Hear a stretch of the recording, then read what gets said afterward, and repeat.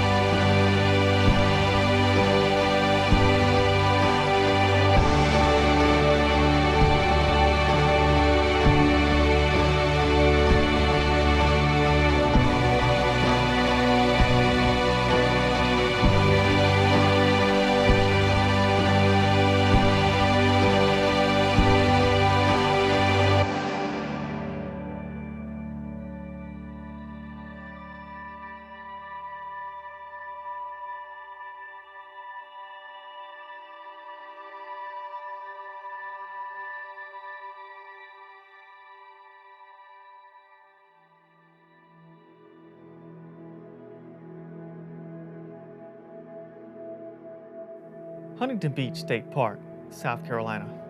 Well, that's right where I found it. And I started thinking, what better way to film my first documentary than by starting with this place?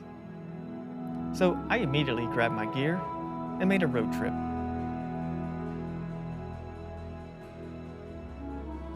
And once I entered into the park, I saw some of the most pristine and unaffected beaches and estuaries on the eastern seaboard, in my opinion. There were many variations of wildlife, and some I had never even seen before, except maybe on television.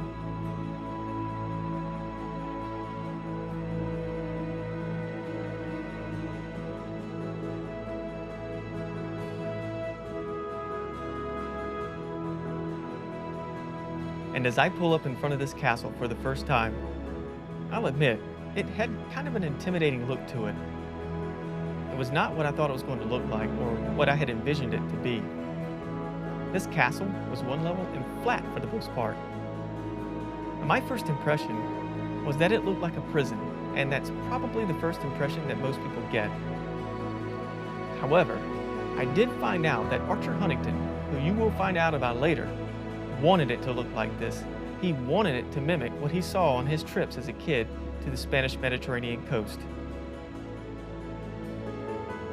Well, it wasn't soon after I arrived that I met with Jonathan Weatherford, who was nice enough to share the story of the Huntingtons and the history of the castle. So I think I'll just let him take it from here.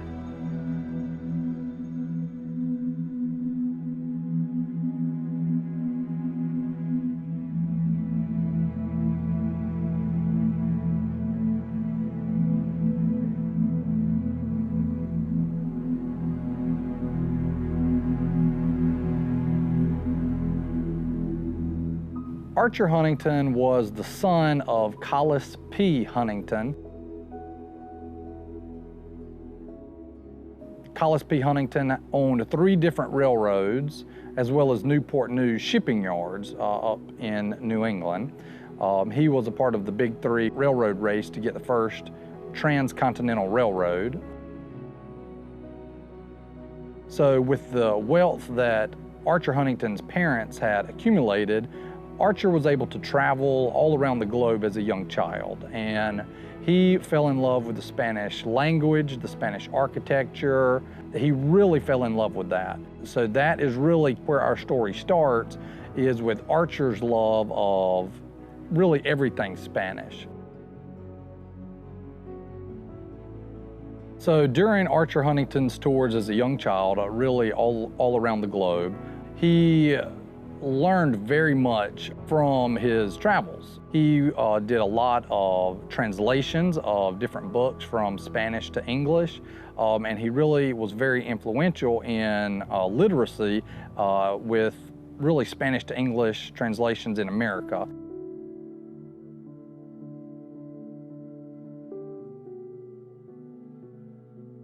Through Archer's associations with the art scene in New England, he came across an artist named Anna Hyatt.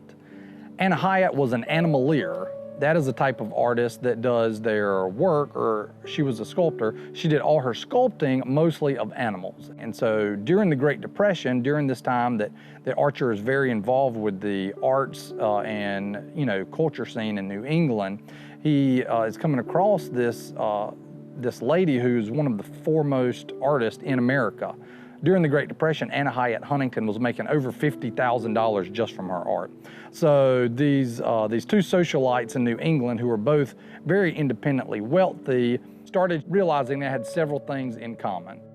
They would run into each other on train rides, and it was said that Archer had proposed to Anna several times before she actually said yes.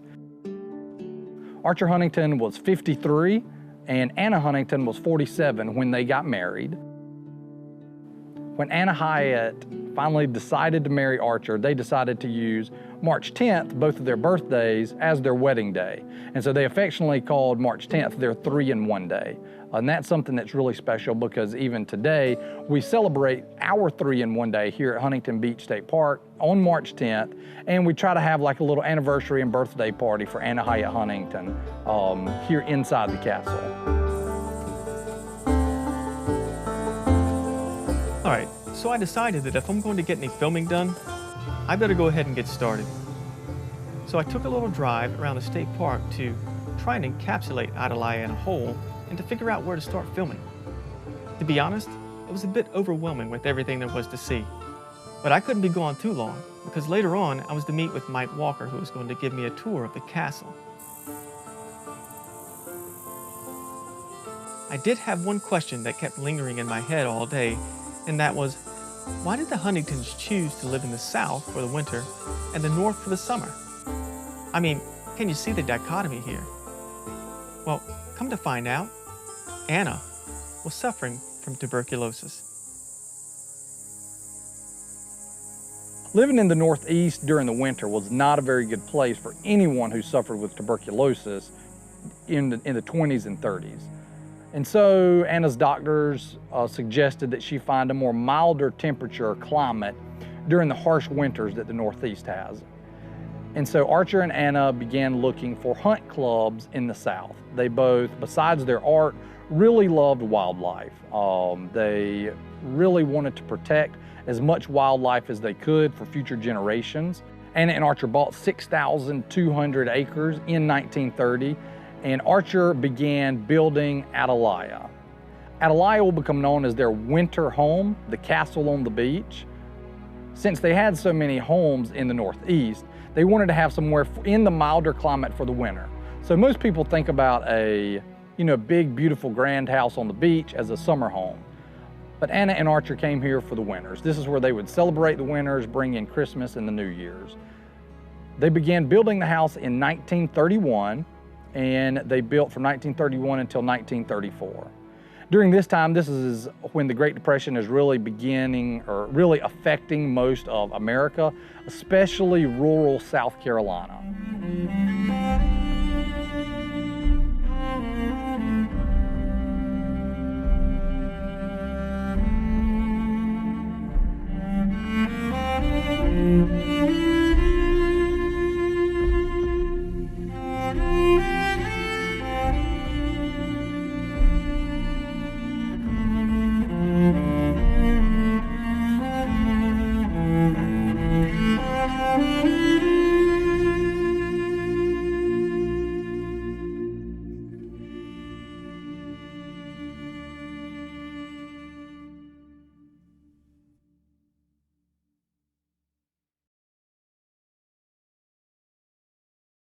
The building of Atalaya was solely completed in Archer's head. There was not a single blueprint or drawing, I mean, not even a sketch on the back of a cocktail napkin, as far as we were able to tell, of the design of Atalaya. This is very much a product of Archer's imagination. He would get an idea and he would convey that verbally to the head of his construction crew. They would put them into work, and Archer may come by the next week or two to inspect progress. And sometimes he liked what they did, and sometimes he didn't. And if he didn't, they would just have them tear it down, and they would start over again. So over the course of its construction, Atalaya, truth be known, was actually built, torn down, and rebuilt several times. Now, this may sound kind of crazy in today's world, but the truth of it is Archer was simply trying to keep the men employed as long as possible during a very rough time in our nation's history. Mr. Chandler was the head contractor for building Atalaya, and one really cool thing that he said that we have through diaries is, Mr. Huntington, if you were to tell me a little bit more, I would know what you're wanting to build. So the people that were building this building did not have any advanced training or knowledge of how to build something this grand. Most of them had not left South Carolina, so when he was explaining about the castles and fortresses that he saw along the Spanish coast, that's what he was wanting to build. They really had nothing to pull from. The masons, when they were building the first brick walls, they were doing, you know, the best squaring that they could and wiping off all the extra mortar to try to have a very crisp, very neat wall. Well, when Mr. Huntington came in and saw the first wall, he tried to explain to them what slump joint mortar was, and that's exactly what he saw along the Spanish Mediterranean coast. And that is the type of architecture where you pretty much leave the mortar on the outside of the brick. So it's kind of like the mortar is oozing between the bricks. And Archer wanted it for a couple different reasons. One, so that it would provide purchase for the creeping fig vines they intended to grow on the interior walls. Also, so they could mortar the outside of the building to give it that kind of fortress wall look that he was going for.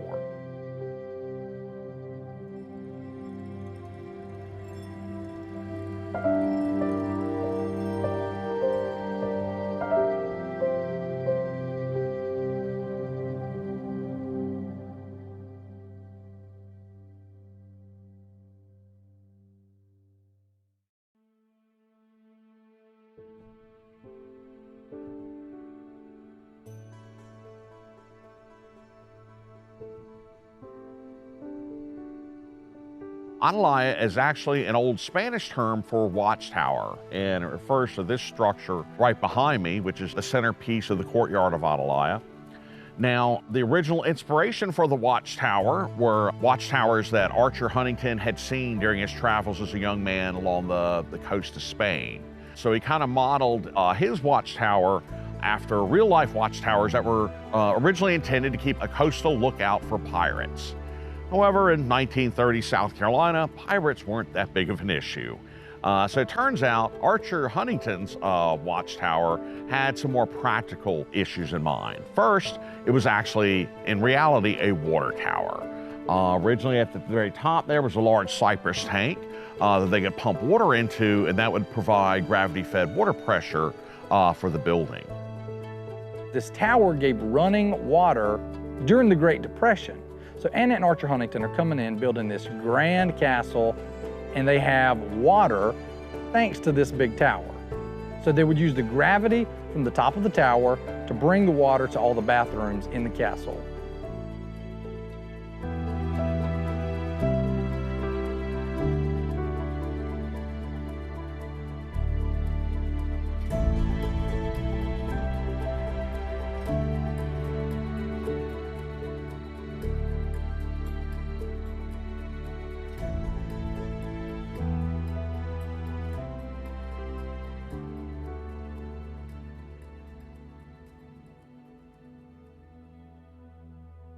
Now, Anna Hyatt Huntington was a world-famous sculptor.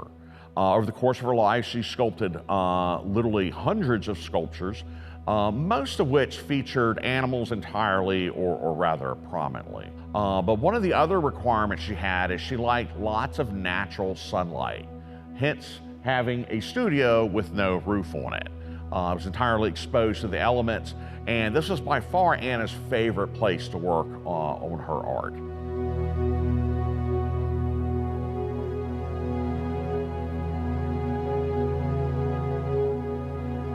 Now, the indoor studio was where Anna would work when the weather was not accommodating. So here, there was a large skylight to allow natural sunlight in through the ceiling, and large windows on either side of the room.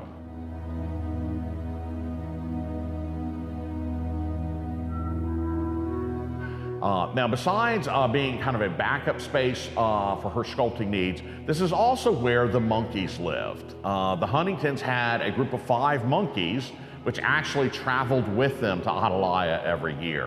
And apparently they just kind of ran loose here in the studio. Anna makes reference to them jumping on her shoulders and her head as she was in the studio trying to work on various pieces of art. Now I have 5 monkeys chattering in the studio, the peafowl screaming in the yard, and the bears crawling on the other side. As a sculptor, I call it an embarrassment of riches, but others might not think so.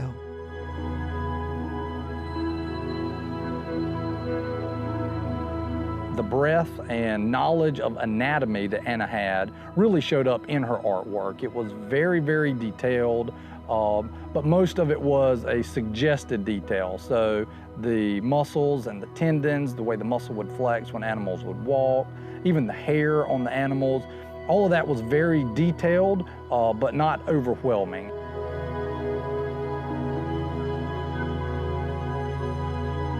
The Huntingtons were very much animal lovers. They met and married rather late in life. She was in her late 40s, he was in his early 50s. So unfortunately, children were kind of out of the question. So they showered their love on the multitude of animals that they shared their life with. They had over 20 dogs that traveled with them, including Scottish deerhounds. And in fact, Anna eventually was to become America's foremost breeder of the Scottish deerhound. Now, what you see of the dog kennels today, this is just a tiny fraction of what there actually was. Although they no longer exist today, we do know that when the Huntingtons were here, there were a whole series of runs on the south side of the building. Right over here, we have what we usually refer to as the bear pens. Now, the bear pens, that name is a little misleading because they were used to actually house a multitude of different animals. This is where Anna kept her live models for whatever sculpture piece she happened to be working on at the time. So if she was sculpting a bear, she kept a live bear. If she was sculpting a mountain lion, she kept a mountain lion. It all depended on what she was doing. So this wasn't meant, these weren't meant to be pets or a zoo. This is simply temporary housing for whatever animals Anna needed for whatever particular piece of sculpture she happened to be working on. I find figure work very dull. All figures are so alike that only the pose varies them. I do not see how sculptors can go on finding interest with only composition and design to vary. With animals, it's different. You have tremendous variety and never the same in any way. Give me the animal to do.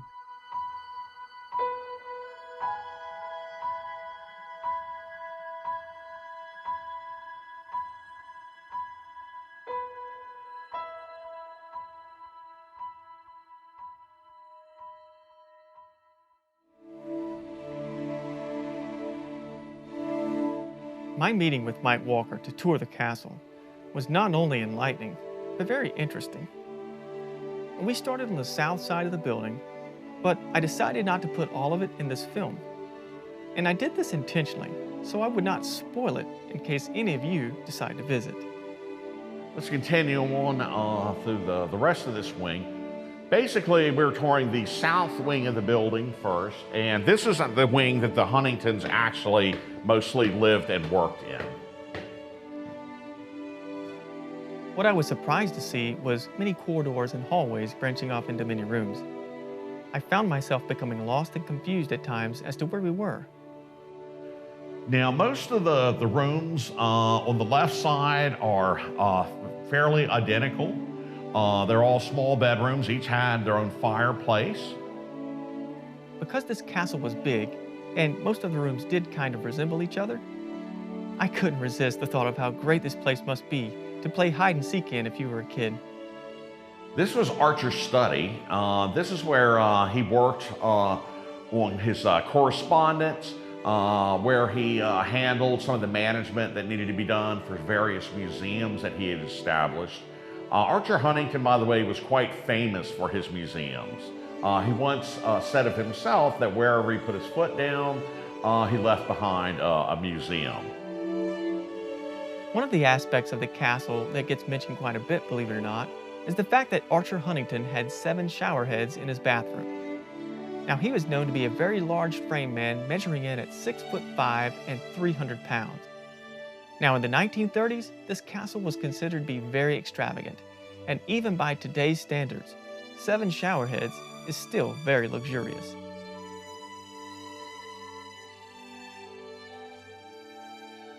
When the Huntingtons first built Atalaya, it was actually built in the sand dunes right at the very edge of the ocean.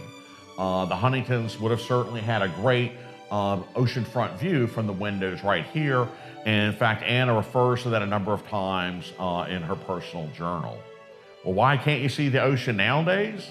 Well, it's actually the beach that has moved. When the U.S. Army Corps of Engineers constructed the Murrells Inlet jetties back in the late 70s, early 80s, it actually changed the longshore currents along the coast and actually caused the beach here in the park to grow dramatically wider. So the beach has moved, not Atalaya. Now, the south side of the building was mainly the living and working quarters for the Huntingtons. Now, they had many employees that traveled with them, for example, animal caretakers, laundrymen, cooks, and even chauffeurs. But these guys all stayed on the north side of the building. When the Huntingtons were here at Atalaya, being they were both artists, they wanted to work on their art with as little disturbance as possible.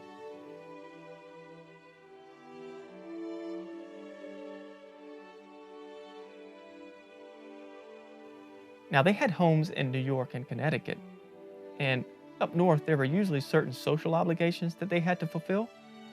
So when they came to South Carolina for the winter, they wanted to escape from that.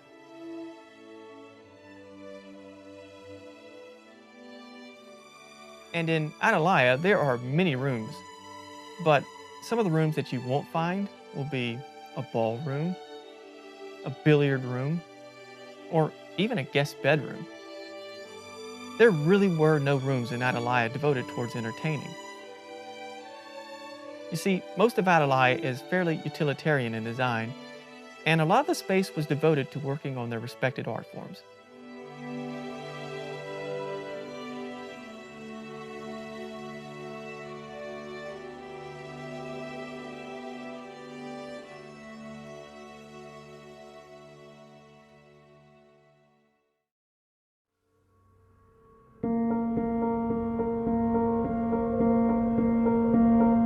Now, through my exploration of the castle and its history, I found out that this castle is not abandoned by any means.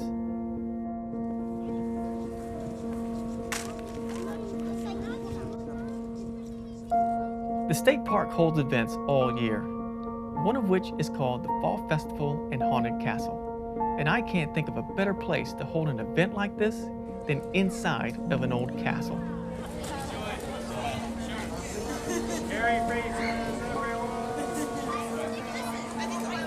People come from all over to dress up in costumes and enjoy the season of Halloween.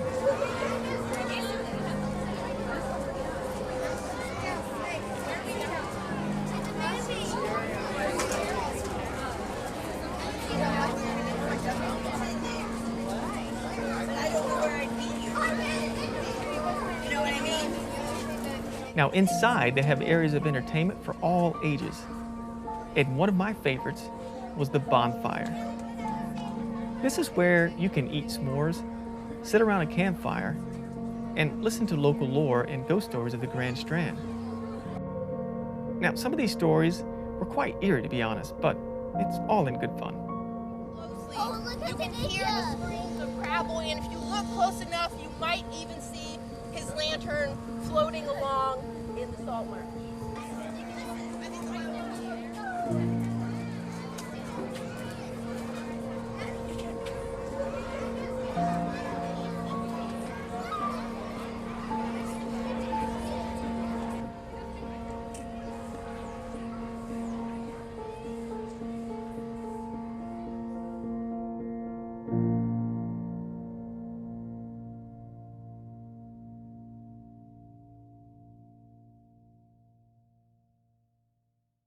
Come to find out, during the time frame that Anna and Archer lived in the castle, much like the state park, they also allowed the castle to be used in a different way. This way, however, was to aid the United States Army Air Corps. Anna and Archer Huntington used Atalaya from 1931 when they began building the house, really until 1946. So there's really not a long time span after building this house that they were able to use it. And then a really big event happened in the 40s that affected all of America. That was World War II. From 1941 until 1945, the Huntingtons actually allowed the U.S. Army and their Air Corps to use Atalaya as a radio room or a radio tower for the Army Air Force Base, which was just north in Myrtle Beach. So during 41 to 45, there would be soldiers walking along the tops of the castle. They would have machine guns stationed at the top of the castle just to make sure there were no German U-boats coming up trying to take out the radar tower for the Army Air Corps base just north in Myrtle Beach. After the war was over in 1945, Anna and Archer came back to Atalaya for just one more time in 1946. That would have been the last year that Anna and Archer both would have been able to travel all the way down to South Carolina to stay at their home here in Atalaya. Since Anna and Archer Huntington did not have any children, and with the wealth that both of their families had amassed, Anna began donating a lot of their properties for the establishment of wildlife refuges and art centers. After Archer died in 1955, Anna Huntington created the Brook Green Foundation. The Brook Green Foundation is responsible for managing the over 9,000 acres that is now called Huntington Beach State Park and Brook Green Gardens.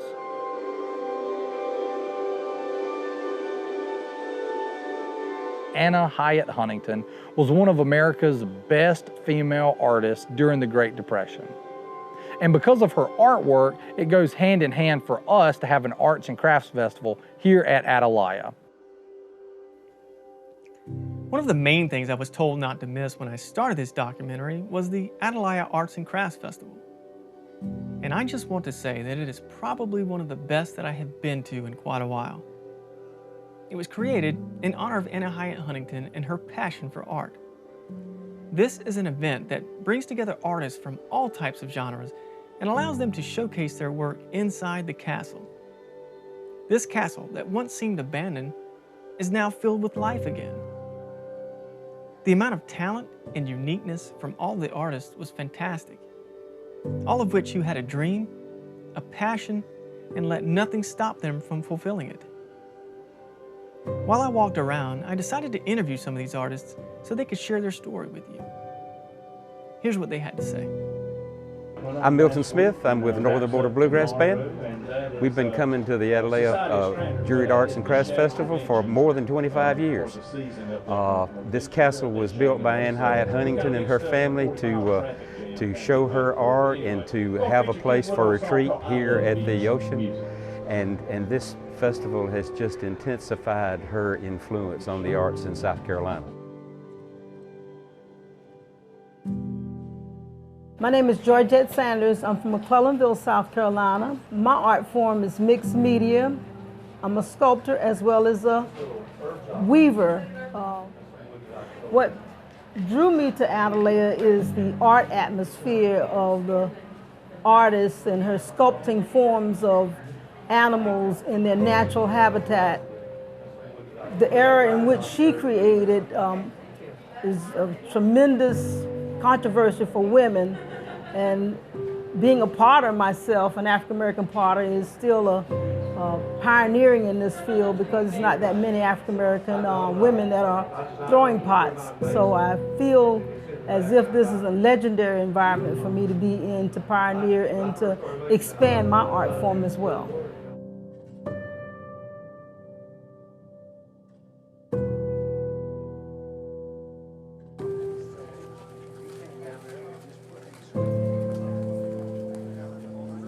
My name is Merida O'Toole. My husband is Michael. We have a business, Inspired Glass Creations. We were on a cruise ship, and my husband saw 3 artists from Corning Museum blowing glass. Well, he got mesmerized. He gave up every dessert to watch them blow glass. Within 6 months, he decided that he was going to send the transcripts, be interviewed, and he got accepted. Now this is what he does. This is our first time at Atalaya. The people, the staff, the people are absolutely fantastic. I recommend everyone coming here.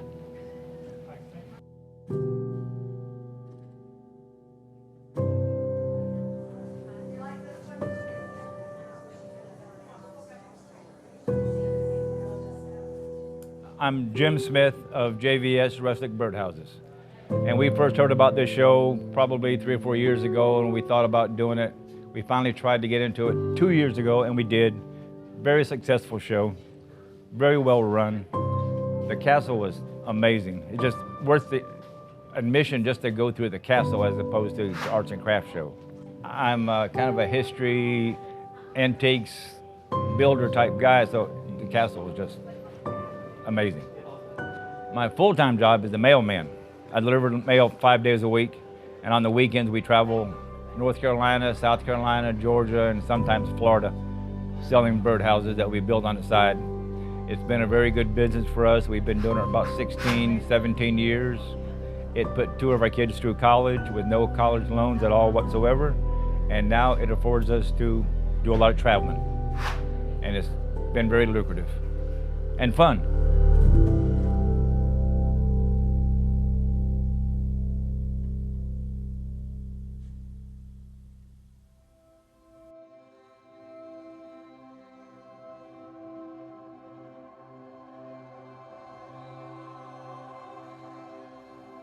Now, I started this journey on spontaneity, on the chance to have an adventure, to build a lifelong memory, and experience that I could share with the world.